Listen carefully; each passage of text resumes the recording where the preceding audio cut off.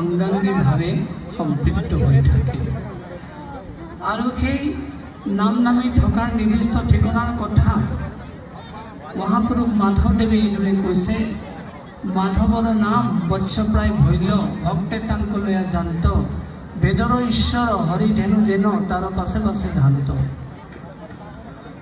অৰ্থাৎ